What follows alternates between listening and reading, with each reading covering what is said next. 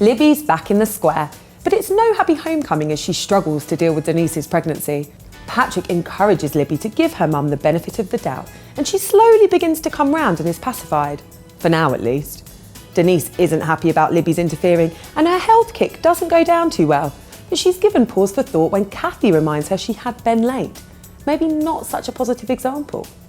Libby soon reveals she's staying in the square to help with the baby, but Denise is dealt a body blow when the area manager visits the Minute Mart. Meanwhile, Denise gets surprise news from Zainab, and despite asking her to keep it quiet, Denise tells Masood. The walls are closing in on Belinda as she gets one last warning from the bailiffs, and she turns to Masood, who realises she's after money for Elysium. He gives her a choice: a loan for the business and a professional relationship, or no loan and they try to make a go of things. Later, she receives a birthday card from an old friend and tries to remain positive about the bailiffs, but it all becomes too much and she cracks up.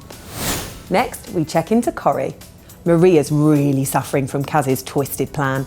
Clients are cancelling on her. Then she has a massive fight with Michelle, who has a baby scare. Maria decides she has to tell the police about her sham marriage so she can come clean about Kaz's disappearance.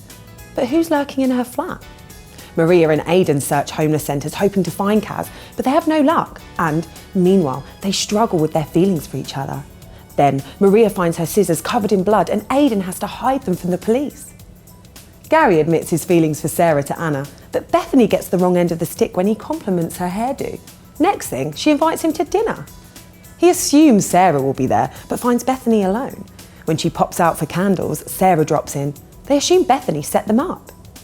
Kevin tells David he'll never forgive him for Anna's injuries and warns him to watch his back. Last, we deal with the drama in the Dales.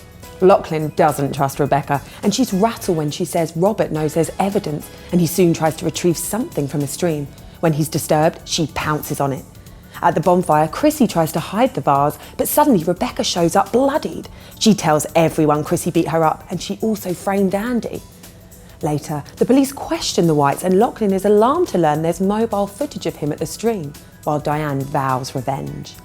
Diane, Rodney and Doug organise a protest outside a home farm PR event, while Chrissy evicts them from the brook. Then Diane wallops Lachlan as he goads her while filming it. Belle shocks Joni when she arrives and says she's back for good on Friday, and she's staying at Dale Head with Zach. Joni urges him to go to Lisa. When Belle returns, a disturbance with Carl and Amelia leads to her telling Zach off. He's moved to make a confession to her, which has big implications.